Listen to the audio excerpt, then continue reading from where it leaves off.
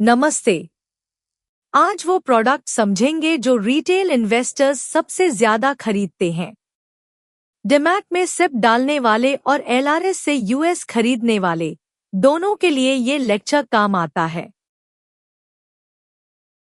मतलब exchange traded fund, कई कंपनियों के शेयर एक बास्केट में पैक करके बेचने वाला प्रोडक्ट। भारत में निफ्टी 50 बटा सेंसेक्स और अमेरिका में स्पाई जैसे नाम, एक ही परिवार। सीधे शब्दों में 500 कंपनियां एक एक करके खरीदने के बजाय एक ही यूनिट से पूरा बास्केट मिल जाता है। पर 3 बड़े ट्रैप्स हैं। पहला, ऊंचे डिविडेंड यील्ड के पीछे डिविडेंड कट का खतरा। दूसरा, 2-3 लेवरेज का डेली कंपाउंडिंग लॉस। तीसरा, सिर्फ एक थीम इंडस्ट्री वाले थेमैटिक का कंसंट्रेशन रिस्क। आज के बाद आप साफ बता पाओगे कौन सा लॉन्ग टर्म सिप के लायक है और कौन सा बिल्कुल अवॉइड करना चाहिए। स्क्रीन पर स्पाई, यूएस की 500 बड़ी कंपनियों का प्रॉक्सी। 500 शेयर अलग अलग खरीदने के बजाय ये एक यूनिट पूरा बास्केट दे देता है। भारत में निफ्टी 20 बटा सेंसेक्स वाला इंट्यूशन यहीं से जुड़ता है। असली बात एक्सपेंस रेशियो है। स्पाई जैसे ब्रॉड इंडेक्स सालाना लगभग 0.03 ही लेते हैं। 10 रुपए लाख पर एक साल 300 रुपए, 1-2 कप्स चाय जितना। अगर वही 500 कंपनियां अलग अलग खरीदो, हर ट्रेड पर ब्रोकरेज प्लस टैक्स, डीमैट में ट्रैकिंग का झंझट और समय, सब बढ़ जाता है।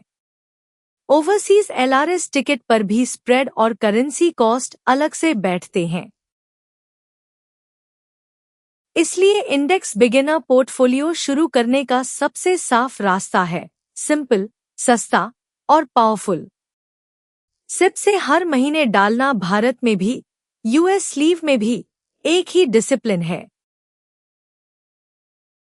इतिहास में 500 ने 1950 के बाद रफली 10 एन्युअलाइज्ड जैसे लॉन्ग रन बैंड दिखाए हैं, एग्जैक्ट साल अलग।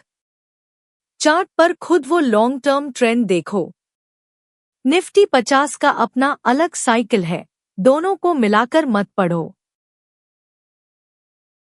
इकोनॉमी भी मौसम की तरह साइकिल चलाती है, spring, recovery, summer, expansion, autumn, peak, winter, slow down. 4 चरण घूमते रहते हैं। फेड और आरबीआई दोनों रेट साइकिल से इस मौसम को तेज धीमा करते हैं।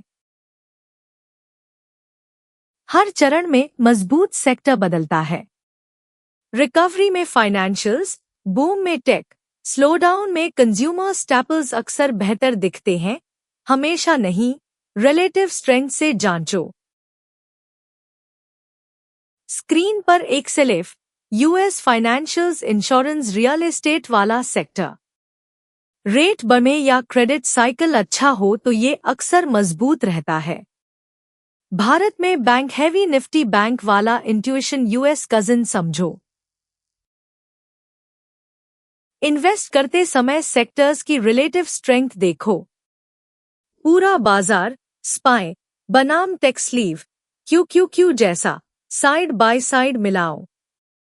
क्यू स्पाई से तेजी से ऊपर भागे तो टेकलेट साइकिल, उल्टा हो तो फाइनेंशियल स्टैपल्सलेट साइकिल, यही पढ़ना है।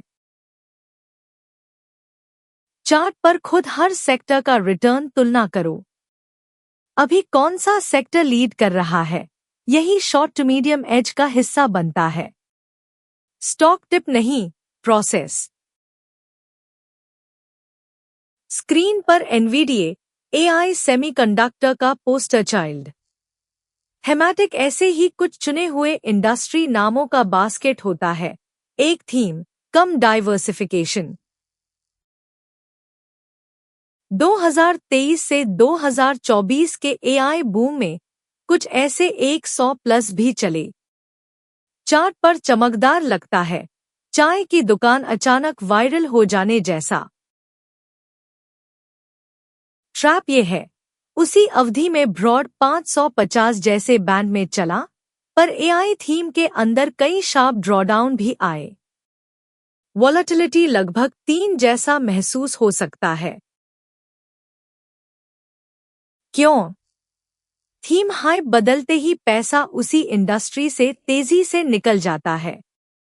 2024 मिड की एआई करेक्शन ने यही दिखाया। भारत में भी एक मिड कैप थीम सिप पर यही कंसंट्रेशन लॉजिक लागू होता है। निष्कर्ष, थीमैटिक बहुत रिस्की है। जरूरत लगे तो पोर्टफोलियो का 10 या उससे कम long term core asset allocation में मत रखो, सिप का कोर इंडेक्स स्लीव अलग रखो। एससीएचडी जैसे हाई डिविडेंड पर 4 यील्ड दिखे तो बैंक एफडी बटा लिक्विड फंड के 3 जैसे बैंड से ऊपर लग सकता है। ₹1 लाख पर साल 4,000 रुपए, रोज की चाय बजट जितना रेगुलर कैश। आकर्षक दिखता है। सबसे खतरनाक ट्रैप यहीं छिपा है, डिविडेंड कवर रेशियो। सिर्फ यील्ड का बड़ा नंबर मत देखो। कवर रेशियो कंपनी ने असल में कमाया हुआ कैश, डिविडेंड का कितना गुना है। उदाहरण, साल की कमाई 100, dividend 50, cover 2.0। Rule of thumb, 1.5 से ऊपर हो तो कट का खतरा अपेक्षाकृत कम माना जाता है, गारंटी नहीं। 2022 में कई हाई डिविडेंड स्लीव्स ने अचानक डिविडेंड 50 काट दिया। यील्ड तो मिला नहीं, शेयर प्राइस भी 20 जैसे बैंड में गिरा, डबल हिट। इसलिए सिर्फ ऊंचा डिविडेंड मत चुनो। पूछो, क्या ये कंपनियां ये डिविडेंड वाकई सस्टेन कर सकती हैं?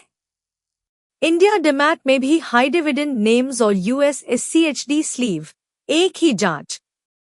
ईएलएसए सिप टैक्स सेविंग अलग चीज है, यील्ड ट्रैप अलग। 2 लेवरेज का वादा, इंडेक्स +1 तो फंड +2। ओप्रो जैसे 3 का लक्ष्य 3। इनवर्स, एसपीएक्सयू जैसा, इंडेक्स गिरे तो उल्टा उठाने का वादा करता है, डेली रीसेट के साथ। ऊपर से बहुत आकर्षक लगता है। कई नए इन्वेस्टर्स गिरते बाजार से बचाव सोचकर 3 इनवर्स खरीद लेते हैं। भारत में एफओ बटा ओवरनाइट लेवरेज वाले खतरे से मिलता जुलता इंट्यूशन। ट्रैप यही है, डेली कंपाउंडिंग बटा वॉलेटिलिटी डी के नाम की गणितीय समस्या। उदाहरण, इंडेक्स पहले +10, फिर 9, इंडेक्स लगभग फ्लैट +0.1, पर 3 ओप्रो +30 के बाद 27, नतीजा करीब 5 लॉस। इंडेक्स ने कुछ नहीं खोया, लेवरेज ने काट लिया। साइडवेज बाजार में भी रोज रोज लॉस जमा हो सकता है, कभी कभी 6 महीनों में 20 जैसा। लॉन्ग टर्म सिप होल्ड के लिए बिल्कुल नहीं। सिर्फ शॉर्ट टर्म ट्रेडिंग टूल और एसईबीआई की रिटेल एफओ लॉस वार्निंग्स वाला माइंडसेट याद रखो। खरीदने से पहले 4 चेक्स। 1, एक्सपेंस रेशियो 0.1 से नीचे, स्पाई 0.03 इंडस्ट्री के सस्ते बैंड्स में। 2, डिविडेंड हो तो कवर 1.5 प्लस। 3, एक ही इंडस्ट्री में झुकाव तो नहीं, थीमैटिक अवॉइड या बहुत छोटा। 4, लेवरेज इनवर्स सिर्फ short term.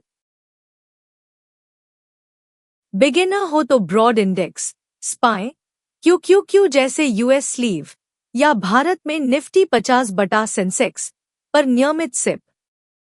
Long run statistics में यही रास्ता सबसे साफ रहा है, गारंटी नहीं। अनुभव बढ़े तो सेक्टर रोटेशन सीखकर साइकिल के हिसाब से फाइनेंशियल से टेक स्लीव की तरफ वजन शिफ्ट करना भी एक एडवांस्ड लेयर है। कोर सिप मत तोड़ो, जरूर समझ लो। ये लेक्चर सिर्फ शिक्षा के लिए है, इन्वेस्टमेंट एडवाइस या खरीदने का आदेश बिल्कुल नहीं। लॉस 100 आपकी जिम्मेदारी भी अंत में इक्विटी प्रोडक्ट है। 50 ड्रॉडाउन पूरी तरह संभव। अपनी नेटवर्थ, EMI और रिस्क कैपेसिटी के हिसाब से ही डिमैट बटा LRS टिकट लगाओ। अगली लेक्चर में वैश्विक एसेट्स को कैसे एलोकेट करें वो सीखेंगे। सब्सक्राइब और लाइक कर देना। धन्यवाद।